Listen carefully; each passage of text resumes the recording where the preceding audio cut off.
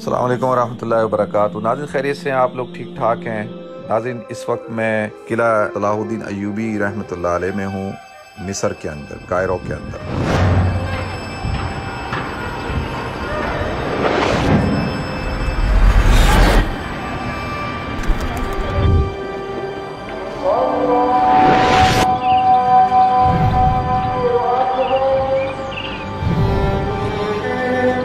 ناظرین آج میں آپ حضرات کے سامنے تھوڑی سی سلطان صلاح الدین ایوبی رحمۃ اللہ علیہ کی ہسٹری بیان کروں گا، اور اس کے ساتھ پھر اس قلعے کی تاریخ بھی تھوڑی سی بیان کروں گا۔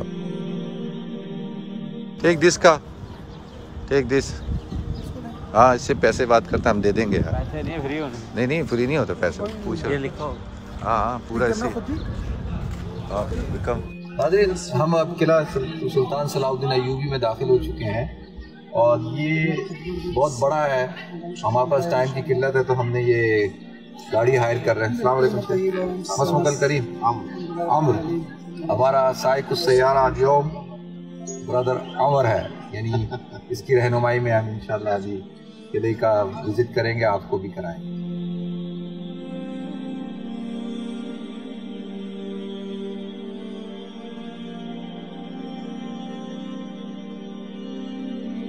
سب سے پہلے صلاح الدین ایوبی رحمۃ اللہ علیہ کردش تھے۔ آپ عراق میں پیدا ہوئے۔ الناصر صلاح الدین یوسف ابن ایوب آپ کا نام تھا، اور آپ کی جو تاریخ پیدائش ہے وہ 1137 ہے، 1137 عیسوی۔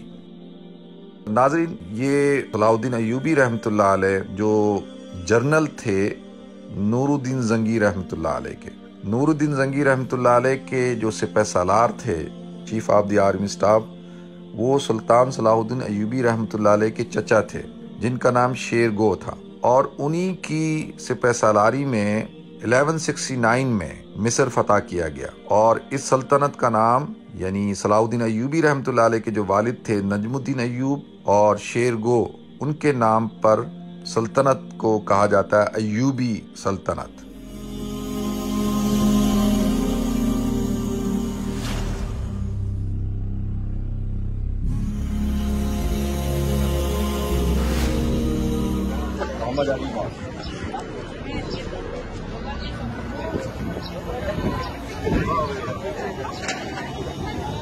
اس وقت میں محمد علی ماسک کے اندر ہوں، اور یہ سلطان صلاح الدین ایوبی کا جو قلعہ ہے اس کے ساتھ یہ مسجد ہے، اور جو سلطان صلاح الدین ایوبی کا جو قلعہ تھا وہ 572 ہجری میں شروع ہوا اور 579 کے اندر کمپلیٹ ہوا، اور پھر مختلف ادوار میں اس کی تعمیر ہوتی رہی، توسیع ہوتی رہی، اور یہ بڑی شاندار مسجد ہے محمد علی مسجد۔ اور اس کا اسٹرکچر دیکھیں، یہ پورا جو آپ کو ترکش اسٹائل کا نظر آتا ہے۔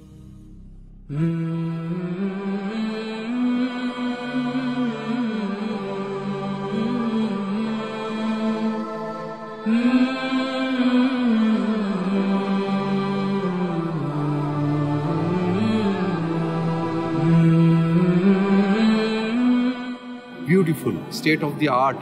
میں تو حیران ہوں، I never seen the Masjid like this, beautiful مسجد۔ آپ اس کے اوپر کام دیکھ سکتے ہیں، آپ گرافکس اینڈ ڈیزائننگ اور کیلیگرافی اور خطاطی۔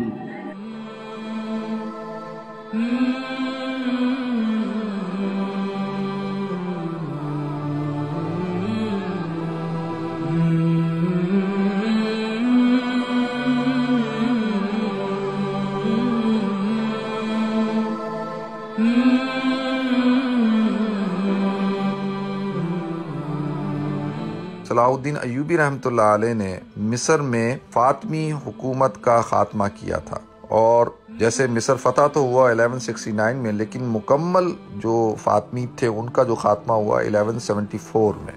1174 میں نور الدین زنگی کے انتقال کے بعد آپ کا جو نور الدین زنگی رحمۃ اللہ علیہ تھے، ان کے جو صاحبزادے تھے، ان کے ساتھ معاملات خراب ہو گئے، جو کہ وزیروں اور مشیروں کے مشورے پہ چلا، اور جس کی وجہ سے اختلاف کھڑا ہوا۔ صلاح الدین ایوبی رحمۃ اللہ علیہ نے پھر شام پہ ان کا قبضہ ہوا، اور اسی طریقے سے پھر مصر پہ ان کا قبضہ ہو گیا 1174 میں۔ اور صلاح الدین ایوبی رحمۃ اللہ علیہ کو جو امتیازی حیثیت حاصل ہے، جس کی وجہ سے وہ اتنے مشہور و معروف جنرل ہیں، اس کے اندر بنیادی جو کردار ادا کیا ہے وہ ہے فتح بیت المقدس۔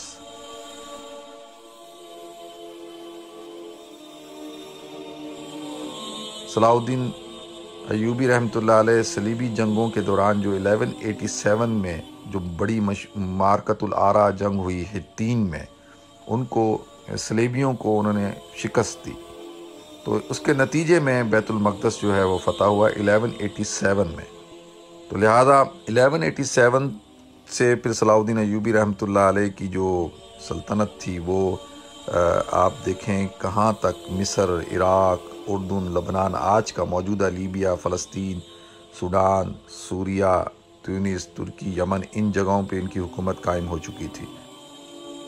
صلاح الدین ایوبی رحمۃ اللہ علیہ کا جب انتقال ہوا ہے 1193 میں، یہ انتقال کر گئے، اور ان کے بعد سلطنت جو ہے وہ ان کے جو بیٹے تھے صلاح الدین ایوبی رحمۃ اللہ علیہ کے، ان کا نام تھا العزیز، ان کے پاس چلی گئی۔ 1193 سے لے کے 1198 تک العزیز رہے، پھر ان کے بھائی تھے المنصور، 1198 سے لے کے 12 عیسوی تک ان کے پاس رہی، یعنی صلاح الدین ایوبی کے جو بیٹے تھے، پہلے العزیز پھر المنصور۔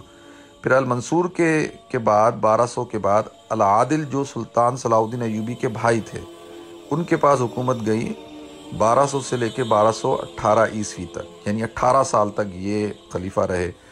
پھر صلاح الدین ایوبی کے بھائی تھے الکامل، ان کے پاس حکومت رہی 1218 سے لے کے 1238 عیسوی تک۔ پھر العادل ثانی 1238 سے لے کے 1240، الصالح ایوب 1240 سے لے کے 1249، اور پھر توران شاہ 1249 سے لے کے 1250، پھر الاشرف ثانی 1250 سے لے کے 1254، اور پھر اس کے بعد جو ہے اقتدار مکمل طور پہ ختم ہوا، ایجپٹ کا سلطان ایبک کے پاس چلا گیا۔ اس حوالے سے تقریباً آپ اندازہ کر سکتے ہیں جو مکمل طور پہ جب وہ ختم ہوا ہے وہ 1260 میں مکمل ان کا جو ہے وہ خاتمہ ہو گیا، اور یہ خاتمہ ہوا ہے اس وقت تھے دمشق کے جو حاکم تھے الناصر یوسف نام تھا ان کا۔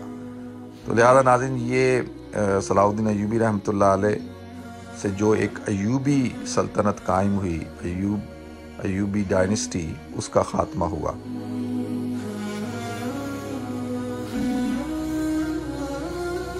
ناظرین، مصر تاریخی مقامات کی سرزمین کہلاتی ہے۔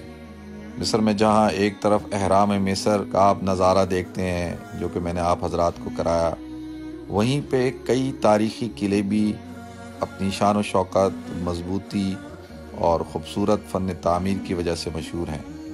انہی قلعوں میں جو آج اپنی اصل حالت کے اندر جو قلعہ قائم اور دائم ہے، اس کو قلعہ صلاح الدین ایوبی رحمۃ اللہ علیہ کہا جاتا ہے۔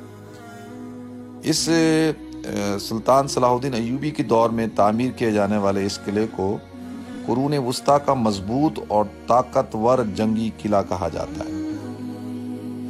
کئی صدیاں گزر گئیں لیکن اس کی شان و شوکت آج بھی قائم و دائم ہے۔ اصل میں یہ جو قلعہ ہے ناظرین، یہ ابتدا شروع اس کی جو تعمیر ہے وہ تو شروع تو ہوئی تھی سلطان صلاح الدین ایوبی رحمۃ اللہ علیہ کے زمانے میں، کیونکہ جب انہوں نے ایجپٹ فتح کیا تو اس کی دفاع کے لیے انہوں نے ایک مضبوط قلعے کو تعمیر کرنا تھا، اور یہ قلعہ جو ہے اس کی جو لوکیشن ہے یہ جبل المقتم سے ہے، یعنی جو پہاڑ تھا المقتم اس کے پاس اس کو تعمیر کیا گیا تاکہ اس کی جو دفاعی حیثیت ہے وہ قائم رہے، اس لیے اس کو القلع الجبل بھی کہا جاتا ہے۔ اور یہ قاہرہ شہر کی بلندی پر واقع ہونے کی وجہ سے آپ دیکھیں، میں آپ کو پورا شہر کا نظارہ بھی کرا رہا ہوں، آپ اس نظارے کو دیکھیں پورا، کیونکہ یہ پہاڑی کے اوپر واقع ہے۔ دفاعی نقطہ نظر سے دیکھا جائے تو اس سے حملہ آوروں کو دیکھنے میں اور ان کی نقل و حرکت پر نظر رکھنے کے لیے بڑی اہم جگہ تھی۔ تو لہذا اس کی جو تعمیر شروع ہوئی، سلطان صلاح الدین ایوبی نے 1176 میں اس قلعے کی تعمیر کی خواہش کی تھی، خواہش کی اور اس جگہ کو منتخب کیا تھا اور ابتدا ہوئی تھی۔ لیکن ان کی زندگی میں یہ مکمل نہیں ہوا، بلکہ یہ ان کے بھائی سلطان الکامل بن عادل نے 1208 میں مکمل کیا، اور یہ قلعہ جو محمد علی کے دور تک رہا، اور اس قلعے کے اندر 13 برج بنائے گئے تاکہ اس میں موجود سپاہیوں کو قاہرہ کی دفاع میں کوئی مشکل پیش نہ آئے۔ تو آپ اس قلعے کا نظارہ کریں، اور اللہ تعالیٰ صلاح الدین ایوبی رحمۃ اللہ علیہ کی مغفرت فرمائے۔